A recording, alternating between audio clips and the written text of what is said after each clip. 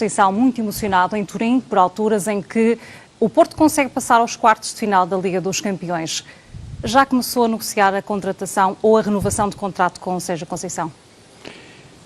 Em primeiro lugar, boa noite, é um prazer estar aqui com esta nova fase da vida de Porto Canal, que espero que vai ser brilhante.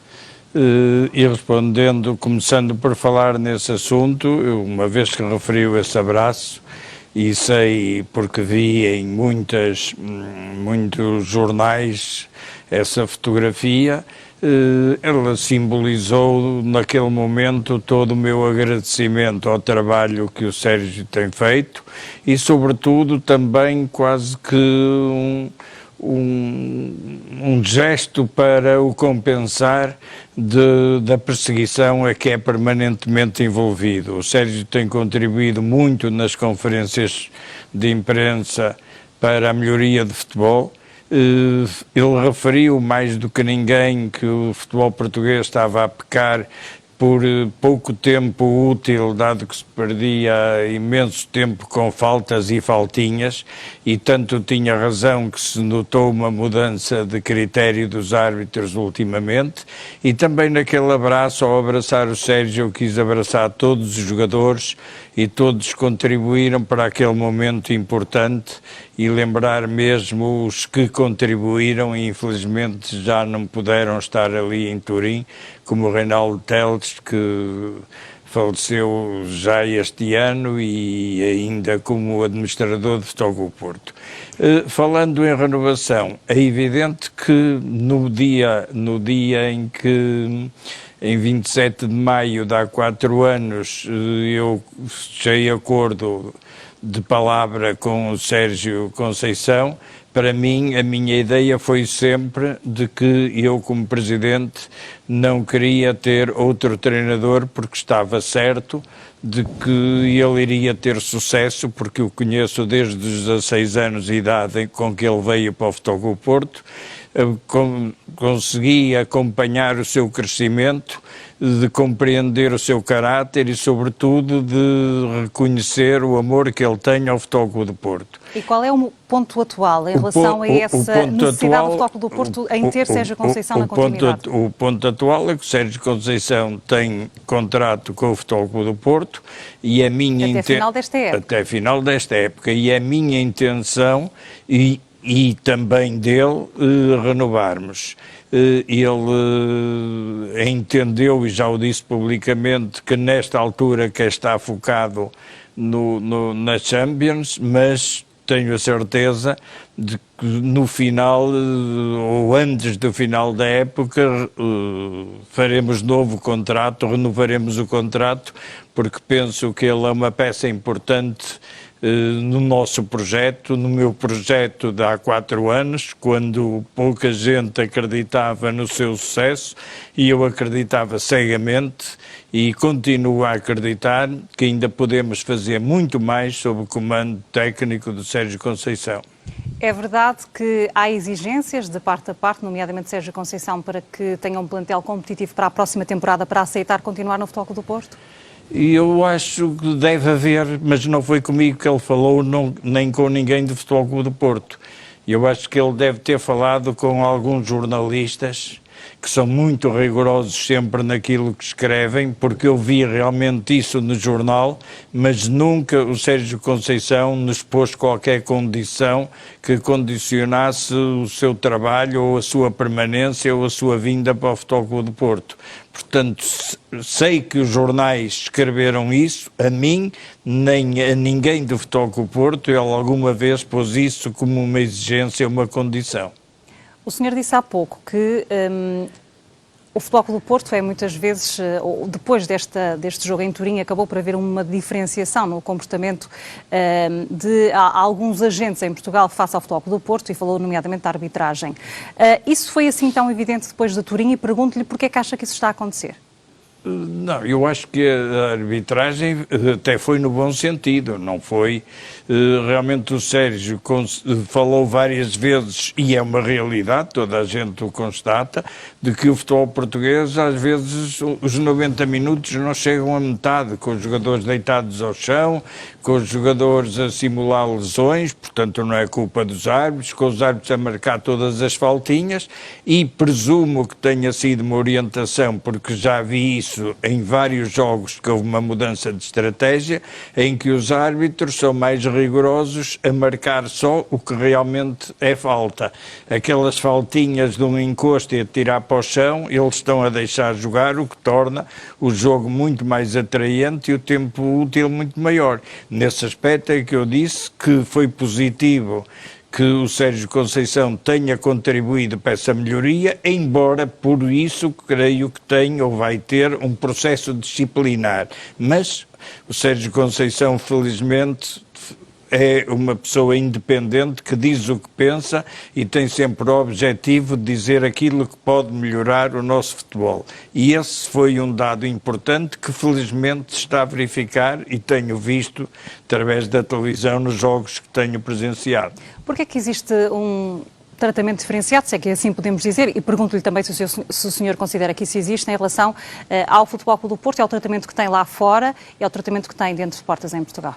Ao tratamento refere-se... Estamos a falar, nomeadamente, falou da comunicação social, já tem falado publicamente também daquela que é a posição muitas vezes do governo, de políticos, enfim, face ao Futebol Clube do Porto. É verdade, em termos de comunicação social, e eu vejo que o Futebol do Porto é realmente tratado onde dos sítios que se desloca, e muitas vezes eu sou contactado por grandes jornais para dar entrevistas no estrangeiro e sinto um grande respeito pelo Futebol Clube do Porto da comunicação estrangeira. Em Portugal, normalmente desvaloriza-se o que o Futebol Clube do Porto faz de bem, valoriza-se o que eventualmente possa fazer de mal, e os grandes êxitos e os grandes acontecimentos são, às vezes, um pouco esquecidos ou escondidos, e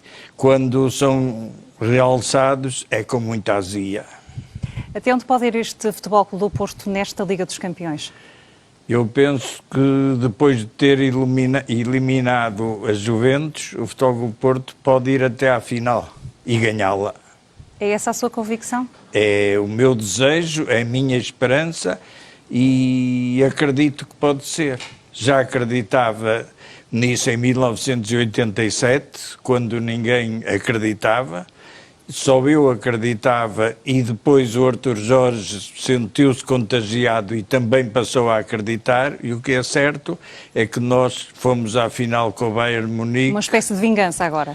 Não, no futebol não há vinganças, até porque ganhamos, nós tirando a primeira final que estivemos em 16 de maio de 84 em Basileia com a Juventus e perdemos 2-1, de resto participamos em mais 7 finais e ganhamos-las todas, portanto não pode haver sentimento de vingança quando nós fomos os vencedores. Agora, é evidente que, seja qual for o adversário, queremos ganhar. Faz ou pode ou não fazer a diferença se nesta equipa e na motivação adicional, na renovação de alguns jogadores que estão em final de contrato? Já está em condições de garantir que algum deles vai continuar no Futebol Clube do Porto por mais tempo? Houve jogadores, é normal que todos os jogadores acabam os seus contratos, umas vezes por interesse comum são renovados com muita antecedência, de outras não. No começo desta época nós tínhamos 4 jogadores importantes a terminar o contrato, que era o Pepe, que era o Sérgio Oliveira, era o Otávio e o Marega, e decidimos que queremos continuar com os 4 jogadores. E eu mesmo decidi que o primeiro tinha que ser o Pepe, porque ele significa para o Futebol Clube do Porto, porque toda a gente sabe, e eu melhor que ninguém, o que ele podia ter ido a oferir-se, em vez de optar por regressar ao Futebol Clube do Porto, tivesse ido para o estrangeiro, que iria ganhar no mínimo 3 vezes mais do que veio para aqui, e veio apenas por paixão pelo Futebol Clube do Porto.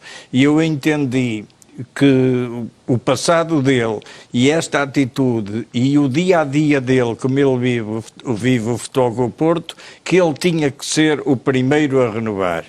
E foi, e quando muita gente pensava que era mais um ano, renovou por 2 anos. E ele tem provado nos últimos jogos que se calhar daqui a 2 anos estamos a renovar outra vez. Porque um jogador com 38 anos, ainda no último jogo com o Passos Ferreira, um defesa central, correu mais de 10 quilómetros. O que é notável, para um defesa central é notável. E correu não foi por andar maluquinho às voltas do campo. Correu para lances ofensivos em que terminaram esses lances com a marcação do primeiro golo do jogo. Portanto, esse tinha que ser o primeiro. E depois iniciamos com os outros 3. Com o Sérgio Oliveira, já que há algum tempo renovamos. Falta Otávio e Marega. Com o Otávio estamos em conversações diretas com os empresários, estamos perto de chegar a um acordo, e com Marega já comunicamos que estamos interessados em renovar, estamos à espera que o empresário venha cá, porque tem tido dificuldades em deslocar-se por causa da pandemia, que não tem tido aviões. Mas a questão de Otávio está presa por pequenas questões? Por detalhes.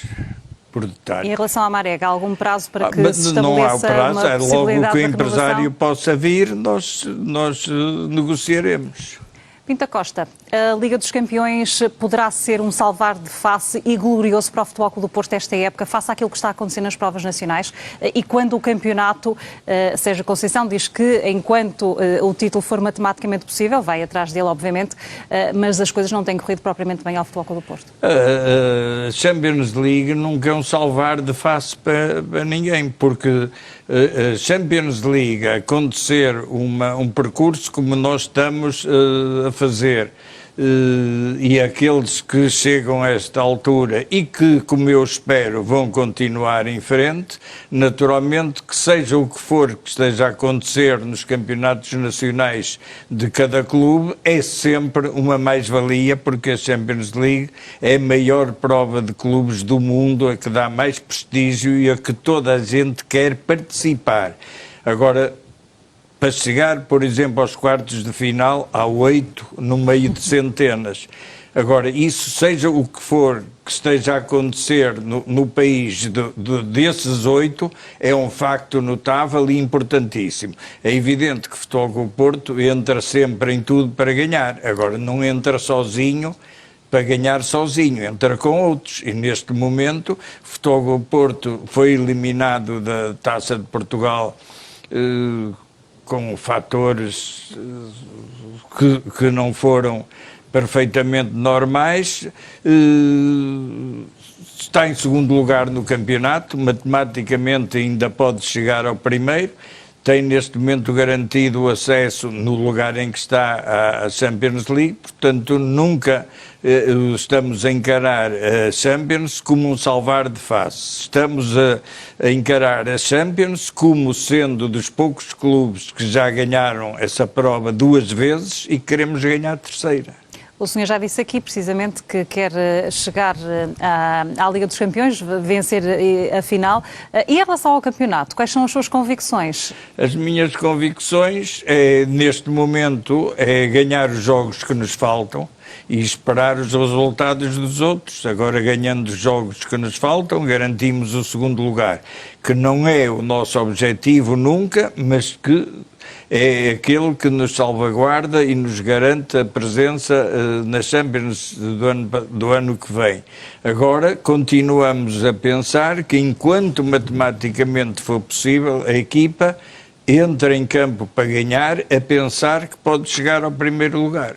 E como é que avalia esta trajetória, esta época do Futebol Clube do Porto, no campeonato? No campeonato acho que tem sido uma época muito difícil. Muito combativa para o Futebol Clube do Porto também. Muito difícil, porque o Futebol Clube do Porto teve uma grande vitória em Juventus. E eu achei muito engraçado quando disseram isto foi uma vitória do futebol português. Foi uma vitória do futebol português porque o Futebol Clube do Porto é português. Joga no Campeonato de Portugal. Agora, foi uma vitória do Futebol Clube do Porto, porque o futebol português, ao contrário do que acontece noutros países, não fez nada para ajudar o Futebol Clube do Porto. Olha, na Holanda, quando há jogos da Champions, quando o Ajax esteve em prova, na jornada anterior não jogou para ter os jogadores frescos, prontos para a partida. O Futebol do Porto foi jogar à Juventus, um jogo que era decisivo, em que levava apenas a vantagem de um golo, e 3 dias antes teve que jogar em Barcelos para a Liga. Está a dizer que tem tido um calendário mais apertado, difícil apertadíssimo. E essa tem sido uma das condicionantes? Tem sido uma das condicionantes. É impossível jogar de 3 em 3 dias. Não há nenhuma equipa que consiga estar sempre ao mesmo nível e jogar de 3 em 3 dias. Nós, por exemplo, antes do Porto Benfica, 3 dias antes, jogamos na Madeira para a Taça 120 minutos. Quer dizer, com viagens e tudo, é humanamente impossível exigir que os jogadores estejam sempre ao mesmo nível, com a frequência e a sequência de jogos em cima uns dos outros. Agora, o futebol português não ajudou nada, porque é inconcebível que um clube que está nos oitavos de final, que traz pontos para o ranking português. E porquê que isso está a acontecer, Pinto da Costa? Olha, quem tem a responsabilidade dessa decisão poderia ter feito diferente? Quem devia dizer, salvaguardar essas situações são as pessoas que mandam no futebol português, que não sou eu. Eu tenho a minha participação no Futebol Clube do Porto, mas no futebol... Mas quer falar de organismos em particular? Naturalmente a Federação e a Liga, porque olha, na Holanda foi a Federação que impediu que o Ajax fosse fazer os jogos uns em cima dos outros. Agora, naturalmente, que é muito bonito quando a gente ganha, receber uma mensagem, parabéns e tal, aquela chapa 5 que recebemos sempre antes dos jogos e depois. Agora, o que era bonito era dizer assim, alto, para o baile, Futebol Clube do Porto tem aqui um jogo, não pode estar a jogar 3 dias antes num jogo e 3 dias depois outro jogo, no meio de uma eliminatória. Isso é que era bonito ver os organismos preocuparem-se com isso. Isso não se preocupou nada. E assim, enquanto Presidente do Futebol Clube do Porto, houve momentos em que ficou mais preocupado ou seriamente preocupado, como aconteceu em algumas equipas, face às consequências da pandemia nos plantéis e também, obviamente, não podemos esquecer a ausência de público nos estádios e sabemos as posições que o senhor assumiu publicamente. Naturalmente que a pandemia nos jogadores, todos sofreram isso, tanto nós como os outros, infelizmente, e é de lamentar sempre, seja quem for, e se não for os jogadores, seja quem for dos clubes e qualquer cidadão, é lamentável as pessoas que sofreram com isso e sobretudo os que faleceram, infelizmente faleceram muita gente sócia do Futebol do Porto que eu conheço e dos outros clubes, tudo isso é uma tristeza muito grande. E só não morreram mais porque os profissionais da saúde foram excepcionais e salvaram a vida a muita gente com a sua dedicação e o seu trabalho. Agora, isso dificultou, de facto, o nosso trabalho, mas também, e infelizmente para todos, atingiu toda a gente. Em relação à ausência do público, é uma coisa que para mim é incompreensível. Por exemplo, nos Açores, neste momento, que não está melhor do que nós em termos de doentes, proporcionalmente, há gente no futebol. Em Portugal, resolveram fazer durante 2 jornadas, um ensaio para ver como é que corria. Os responsáveis vieram publicamente dizer que correu muito bem. E depois fecharam novamente. Então fizeram um ensaio para quê? Era à espera que corresse mal para ter um pretexto? Não, vieram todos dizer que correu muito bem, não houve problema nenhum, não contribuiu nada para o contágio. Mas volta a fechar. O que é que o senhor acha que devia ter acontecido? Acho que devia ter acontecido que, da mesma forma que houve jogos com público limitado, com as distâncias que foram sempre cumpridas, até a Seleção Nacional teve um jogo com o público e correu lindamente. É inexplicável que se tenha deixado de haver público nas touradas, que tenha o Presidente da República, Primeiro-Ministro, ir assistido a um espetáculo de um humorista em recintos fechados, que tenha havido concertos em recintos fechados, e o futebol, que é um desporto ao ar livre, onde podem estar, no nosso caso, 50 mil pessoas, não possam estar 10 ou 20 mil. É inconcebível. Quer dizer, há camarotes que são de famílias. As famílias não podem usar o camarote que têm. Quer dizer, podem estar todas à mesma hora, em casa ou em outro sítio qualquer, juntas a ver o futebol. Mas ir a um estádio que é ao ar livre, essas mesmas famílias não poderem estar juntas. Isto, para mim, é areia demais para a minha caminhonete. Em relação ao desconfinamento, o que é que lhe parece que seria uma medida em conformidade com aquela que tem sido também a abordagem do Governo para todo o país e para os diferentes setores? O que é que poderia acontecer com o futebol? Eu acho que neste momento está a ser feito o que teve que ser feito. Agora, é evidente que estamos a pagar erros graves. Toda a gente viu que no verão falava-se no milagre, e milagres em Fátima, e raramente, nunca vi milagres no Terreiro do Paço, nem em São Bento, nem em Belém. O verão, falava-se no milagre de Portugal, vimos o Primeiro-Ministro na praia, vimos o Presidente da República na praia, que passou uma ideia de que estava tudo bem. E o Algarve tinha as praias cheias e depois o resultado foi o bonito que se viu. E depois o Natal, se calhar para justificar aberturas que se deram a determinados partidos para fazer os eventos, o Natal foi um suicídio. O Natal foi responsável por muitas mortes neste país e depois, felizmente, verificaram o erro, até já alguns o assumiram, e acho que neste momento há realmente uma preocupação e um trabalho sério no confinamento. Isso remete-nos também para questões financeiras, até porque a pandemia trouxe exigências muito grandes e prejuízos gravíssimos para as associações, enfim, e obviamente para os clubes de futebol em particular. Parece-lhe que o envelope de 65 milhões para o desporto não profissional por causa dos danos da pandemia podem ajudar aqui a sanar algumas das feridas? No futebol não profissional pode. Agora, o que está em causa e no que me diz respeito é o futebol profissional. E o futebol profissional... E falta uma resposta aí? Não há resposta nenhuma. Não tem... A resposta... Olha, o Futebol Clube do Porto, e vou falar é do Futebol Clube do Porto, que dos outros eu sei o que se passa, mas não tenho o direito de vir falar, nem ninguém me pediu para falar, e também tem os problemas similares. O Futebol Clube do Porto, com o não haver público no estádio, teve um prejuízo de 27 milhões de euros. 27 milhões de euros. Porquê? Porque perdeu as receitas dos jogos, deixou de vender os lugares cativos, deixou de vender os camarotes, deixou de vender o merchandising porque as lojas têm que estar fechadas. Portanto, teve um prejuízo de 27 milhões. Sabe qual foi a ajuda que o Futebol Clube do Porto teve do Estado? Eu vou-lhe dizer, o Futebol Clube do Porto paga 42 milhões de euros por ano de impostos, mais 7 milhões de euros de segurança social respectiva aos jogadores que o Futebol Clube do Porto paga, dado que toda a gente sabe que os ordenados, quando são realizados, é neto. Paga isso. Sabe qual foi a ajuda? A ajuda foi muito simples. O Futebol Clube do Porto, como qualquer empresa, tem direito à devolução do IVA.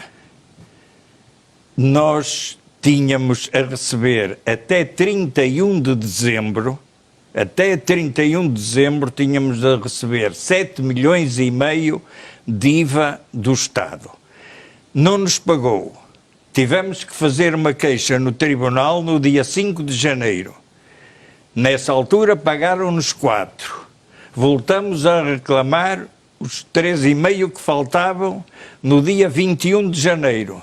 O Tribunal notificou o Ministério das Finanças. Sabe quando recebemos? Nunca. Então, Não nos pagam. Não nos pagam.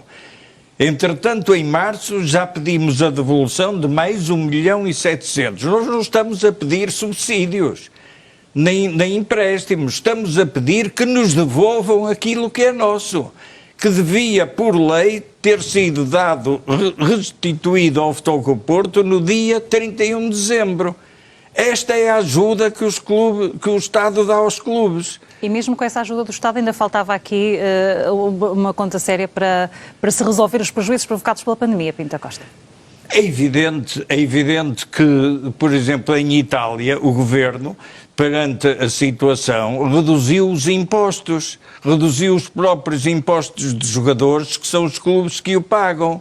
Mas não fizeram nada, absolutamente nada, para ajudar os clubes, como ainda retém aquilo que é nosso. E tivemos que ir para o tribunal e devolveram-nos 4. Faltam mais 3,5, mais 1.700. Não nos pagam. Sente que o futebol tem um tratamento difereado em relação a esta situação? Absolutamente. Não tenho a mínima dúvida. Perante o que eu lhe estou a contar e que provo, o Estado que venha dizer que não é verdade, que eu provo de que é verdade, e nós estamos a tentar recebê-los através do tribunal. Naturalmente, como é que é possível os clubes sobreviverem? Os clubes, este governo está a matar, não é o futebol, porque eles agora vão para o futebol amador. Sentem-se pronto. O futebol amador é que dá o prestígio a Portugal, é que ganha as provas, é que vai eliminar a Juventus. Mas aos clubes não dá nada. Rigorosamente nada. Nós pagamos 42 milhões de euros de impostos por ano. E se nos atrasarmos um dia, estão em cima de nós. Mas devem-nos, desde 31 de dezembro, 3,5 e desde 1 de março, mais 1.700. E se os clubes profissionais não forem compensados, admite a hipótese, por exemplo, de convergir com o Benfica, no sentido dos anunciados Estados Gerais do Futebol, eventualmente incluindo um cenário de paralisação das competições? Eu não sei o que é isso de Estados Gerais do Futebol, ainda não percebi o que é, deve ser os teóricos e os filósofos e os parasitas do futebol que vão inventar Estados Gerais. Eu para esse peditório não alinho. Agora, o que o Estado tem, no mínimo, é cumprir as suas obrigações. Não é sério que um Estado multe os clubes, multe os contribuintes quando se atrasam e se atrase na devolução do que é nosso.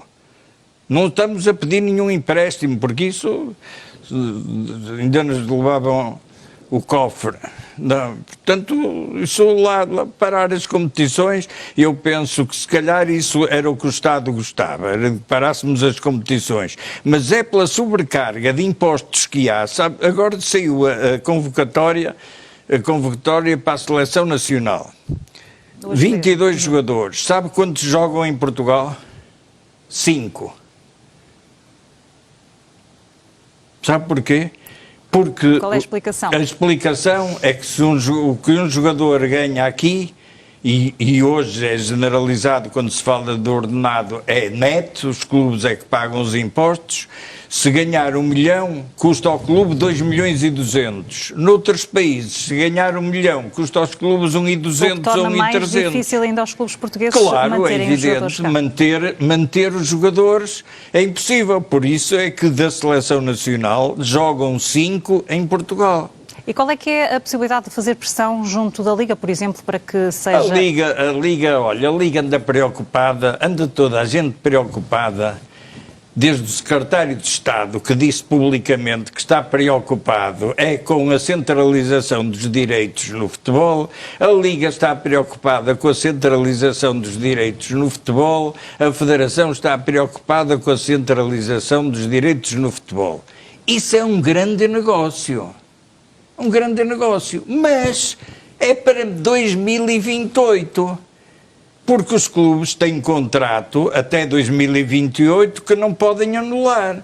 Agora, acha que se pode estar preocupado? A grande preocupação é fechar um contrato que é para 2028 e, entretanto, deixar os clubes todos em dificuldades extremas e não ajudar absolutamente a nada? Isto para mim, é muito estranho. Já que coloca em cima da mesa essa questão da centralização dos direitos televisivos e do anúncio que foi feito para 2028, qual é que é a sua posição sobre as consequências que podem existir para clubes, nomeadamente como o Futebol Clube do Porto, que é um dos três grandes? Para qualquer clube como o Futebol Clube do Porto, naturalmente que o Futebol Clube do Porto tem que defender os seus direitos, tem um contrato que foi feito sem precisar da ajuda da Federação nem da Liga, foi o Futebol Clube do Porto que o fez, como todos os outros clubes os fizeram diretamente. Naturalmente, se aparece agora, seja quem for, seja o seu secretário de Estado, seja a Federação, seja a Liga, sejam os três em conjunto, naturalmente que não é admissível que qualquer um dos participantes vá receber menos do que recebe atualmente quando negociou sozinho. Quer dizer, o grande negócio, o grande interesse, não sei qual é, mas para os clubes não é. Que o Futebol Clube do Porto não foi ouvido nisso, ninguém lhe pediu opinião, ninguém lhe perguntou se estava de acordo, como é que queria fazer. Não, é um grande negócio que é o que está na mente, é a única preocupação de ser secretário de Estado. Dito por ele, não é por mim. A preocupação de ser secretário de Estado estava centralizado nos direitos. Os direitos, pronto, deve ser um negócio da China. Já veio da China o vírus, se calhar agora vem da China o negócio da centralização dos direitos. Agora, não é para os clubes de certeza. Para quem é, se calhar um dia vai-se saber. Vamos virar a página ainda, apesar de estarmos no setor das questões financeiras, o Futebol Clube do Porto conseguiu dar a volta no primeiro semestre desta época, com uma sessão de exercícios deficitários que aconteceram no passado recente. Acredita que a saída do fair play financeiro vai acontecer mesmo no fim desta época? Sim, nós estamos convencidos que sim, está tudo orientado nesse sentido. Nós tivemos no primeiro semestre um lucro de 34 milhões de euros. Neste momento temos dados que nos permitem pensar que podemos melhorar no segundo semestre. O contributo da Champions League também foi importante, a saída de jogadores que não foram contabilizados, por exemplo o Danilo não entrou no primeiro semestre porque só será concretizado se o Paris Saint-Germain for à Champions League, portanto há esse valor, há outros que estão com opções que vão ser feitas, portanto estamos no bom sentido. Agora, não estamos, quando se fala no passivo, eu vejo há jornais que sonham com o passivo de Futebol Clube do Porto, se calhar são os que mais devem, também estão aflitos, mais que nós. Mas há uma coisa que é importante, o nosso capital, que é negativo, tem o nosso plantel avaliado em 74 milhões de euros. O Transfermarkt, que avalia sempre por baixo, tem o nosso plantel valorizado em 264 milhões. E vale mais. Porquê é que só está em 74? Porque, por lei, nós somos obrigados a lançar o valor dos jogadores pelo preço que compramos, abatendo todos os anos a amortização correspondente à parte desse ano. E os jogadores criados no Futebol Clube do Porto não têm valor algum em termos de balanço porque não custaram nada. Portanto, se deixassem pôr no balanço o valor efetivo por baixo, como faz o Transfermarkt, eram 264 milhões. Nós negociamos um jogador que estava no nosso balanço por 1 milhão, acho que nem chegava a 1 milhão, por 40 milhões, que foi o que o clube pagou. Portanto, toda essa diferença, em termos dos capitais, nós estamos perfeitamente tranquilos. No ano passado foi adiado o reembolso de um empréstimo obrigacionista. No final da primavera vai haver 2 para pagar. Vão ser liquidados os 2 ou algum vai ser adiado? Não. Vai ser os nossos planos, e se tudo correr normalmente, como esperamos e estamos a orientar, um vai ser pago antecipadamente. Antes do junho, creio que é junho, e o outro será pago em junho. Vão ser pagos os 2. Pinta Costa, vamos ainda falar de outras questões um pouco mais marginais do que aquelas que estamos a falar, mas fazem obviamente parte também daquelas que são as suas prioridades enquanto Presidente do Futebol Clube do Porto, nomeadamente a equipa B, que está em risco de despromoção, e quero perguntar-lhe qual é a avaliação que faz sobre aquilo que está a acontecer a este grupo. Olha, eu hoje falei com um responsável do futebol português e falamos disso, porque disseram-nos, e eu tenho a certeza, até pela garantia que ele me deu e também porque não acreditava nisso, que havia vários complôs para que o Futebol Clube do Porto B descesse de divisão. Um deles, que até foi dito em Chaves a um dos responsáveis do Futebol Clube do Porto, que a Federação tinha interesse em que o Futebol Clube do Porto descesse indo para a terceira divisão, os jogos passarem para o Canal 11. E o outro é que haveria um complô da APAF em relação àqueles árbitros menos conhecidos e de menos categoria, que são os que a APAF dominaria, que havia um complô. Eu não acredito nem numa coisa nem noutra. Até porque a Federação tem os jogos do Futebol Clube do Porto, também passam no canal da B, também passam, quando são em casa é no Porto Canal, mas quando são fora, os que quiser passa no canal B. E que análise é que faz então sobre aquilo que O que eu disse à pessoa com quem falei, aliás falei deste tema com vários responsáveis, eu disse, eu não acredito em nenhum. Agora, o que é certo é que domingo após domingo, jornada após jornada, o Futebol Clube do Porto perde pontos por unicamente erros dos árbitros. E as pessoas concordam. E eu disse, bem, se não é pelo Canal 11, que é um absurdo, se não é pelo complô da APAF, que é outro absurdo, então digam-me porquê é. Eu em bruxas não acredito. Em milagres, só em Fátima, e não são muito frequentes. Como é que no Olival, e onde o Futebol Clube do Porto se desloca, há sempre um milagre no último minuto? Olha, o último jogo em Chaves, o Futebol Clube do Porto faz o gol da vitória, faltam 3 minutos. Dito pelos responsáveis, o jogador estava mais de meio metro atrás do defesa. E o seu Licínio, que era o fiscal de linha, levantou a bandeira. Pronto. Foi a pensar no Canal 11? Não. Foi a pensar no complô da APAF, mesmo sendo o seu chefe presidente da Assembleia Geral da APAF? Também não. Foi por incapacidade? Se calhar foi. Foi por incompetência? Se calhar foi. Mas o que é certo, seja incapaz ou incompetente, ele está lá. Agora, milagre não foi. Bruxas, também não acredito. Em Chaves não é terra de bruxas, portanto não acredito. Agora, que é assim, é. E que os responsáveis sabem que é assim e também não encontram solução.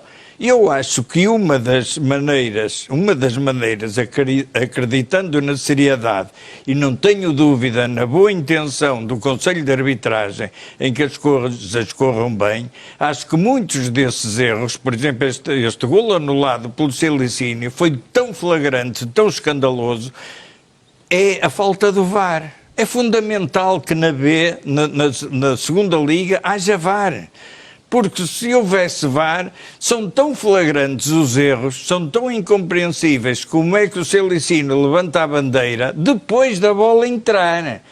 É que os jogadores vêm de trás, adianta-se, faz golo e só depois do golo é que o Celicini... E o VAR poderia corrigir o VAR, repor a verdade. é evidente que o VAR, numa situação dessas, de certeza absoluta que o golo era considerado e o Futebol Porto tinha mais 2 pontos. Tenho ainda aqui mais algumas perguntas, já não serão muito longas. Uma delas tem a ver com a aposta na formação, com as melhores condições, principalmente para esses jovens jogadores, e com um grande projeto que é a construção da cidade do Futebol Clube do Porto. Como é que está esse projeto? O projeto está em andamento nos aspectos burocráticos e estamos em permanente contacto e tem havido passos em frente muito significativos e esperamos em breve poder iniciar as obras, uma vez que já há praticamente acordo com os terrenos que não pertenciam ao proprietário principal na zona onde vai ser feito o centro de estágio. Está a andar por isso, ainda que preso por essas questões? Sim, mas está definido. Há previsão de prazos? Pensamos, eu acho que as autárquicas está a atrasar um bocadinho, mas como está tudo legal, como está tudo no interesse de toda a gente, penso que vai ser desbloqueado brevemente e vamos poder arrancar. Temos de falar ainda de ciclismo. Raul Alarcón, da W52 Futebol Clube do Porto, foi suspenso depois de, como sabemos, venceu a Volta a Portugal 2017 e 2018. Neste caso é uma suspensão por 4 anos por uso de substâncias proibidas. Como é que o Futebol Clube do Porto está a encarar esta notícia e o facto deste ciclista, peço desculpa, estar a fazer parte agora desta lista de suspensão da União Ciclista Internacional? Nós estamos, olha, o ciclista, o Alarcón, é espanhol, como creio que sabe. E quando veio o inquérito, ele entregou o assunto a um advogado espanhol, que quando eu tive este contacto, quando saiu esta notícia, e eu e o Sr. Quintanilha, que é o responsável da W52, que é a nossa parceira, imediatamente o contactamos, demos-lhe conhecimento do que tinha sido decidido e ele esta semana está em julgamentos. Na quinta-feira chega ao Porto, nesta quinta-feira, na sexta-feira vai reunir connosco porque está já decidido que vamos recorrer da decisão. Iremos recorrer até onde for possível, mesmo nos tribunais internacionais. Porque quando sai uma notícia dessas, o que é que se pensa? Olha, ganhou a volta, estava dopado. É o que toda a gente simplesmente vai pensar. O Alarcón não estava dopado. O Alarcón ganhou 2 voltas a Portugal, não foi uma, foram 2, e em todas as etapas fez controle antidoping. Em todas. E em nenhuma acusou positivo. Sempre negativo. Agora o Sr. Alarcón teve um desastre que foi conhecido, em que ficou todo maltratado, em que teve que ser operado, e nessa operação tomou medicação que, se estivesse a correr, não podia tomar. Em que a W52 Futebol Clube do Porto comunicou aos organismos que tinha tomado aquilo. Porque não vai agora deixar-se um homem morrer de dores ou não ter anestesias, porque pode vir daqui a um ano voltar a correr. Portanto, o que foi acusado é que o seu boletim biológico acusou alterações. Não foi que acusou doping, que nem dizem o que é que foi. Sabemos que foi fruto dos resultados, dos remédios que tomou na operação.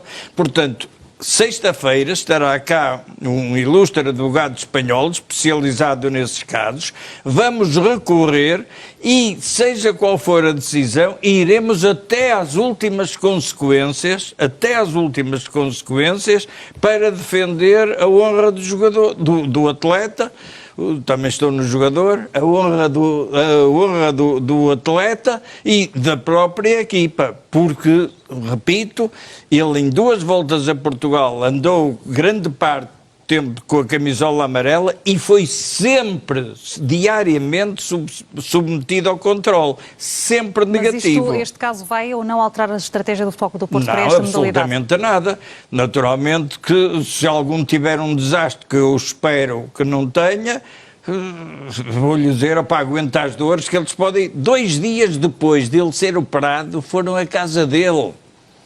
Não foram saber se estava melhor, ou se precisava de... Foram lá fazer o controle.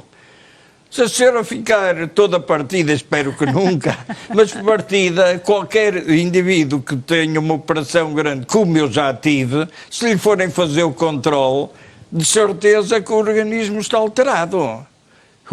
Lá o boletim biológico está alterado. Isso é toda a gente.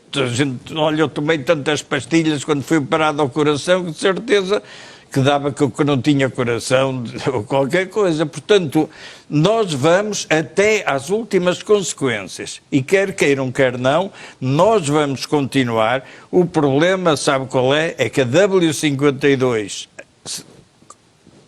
3 anos sozinha, depois mais 5 com o Futebol Clube do Porto, em 8 anos ganhou 8 voltas a Portugal. Já viu a confusão que isto faz em certas cabeças? Nem calcula. E eu sinto porque ando lá na volta. Gosto imenso de ciclismo e gosto de acompanhar a volta. Aquilo, olha, um grande negócio para as farmácias, sabe o que era? Ir a uma volta a Portugal vender Renis. Pinto da Costa, um assunto um pouco mais sério, mas que isto traz é também, sério. obviamente, mas que traz também festejos, isto porque eu estava a rir-me para não se turpar aqui as coisas. E falou já no início da conversa, estamos mesmo na reta final, de Alfredo Quintana. Ficou muito satisfeito com a vitória da seleção estes dias e com as sucessivas homenagens que foram feitas a Alfredo Quintana. Festejou? Fiquei muito satisfeito com a vitória de Portugal. Fiquei muito emocionado e contente ao mesmo tempo com a homenagem que fizeram ao Quintana. Fiquei muito contente porque julguei que o Sr. Presidente da República, que é sempre lesto a mandar os sentimentos quando morre alguma pessoa pública, pensei que ele não soubesse que o Quintana tivesse morrido, mas verifiquei agora com uma mensagem que ele pôs no Facebook que esta vitória era uma homenagem póstuma ao Quintana, portanto fiquei satisfeito porque o Sr. Presidente da República afinal sabe que o Quintana faleceu. O Quintana era um jogador fantástico, era um cidadão exemplar, era um homem de um caráter que se vê o que ele era, é na emoção dos colegas, sempre que há algum acontecimento em que o Quintana, sem estar lá, está sempre presente com eles. E aquele gesto do Rui Silva, marcar o golo da vitória com o Quintana tatuado no braço, não é por acaso.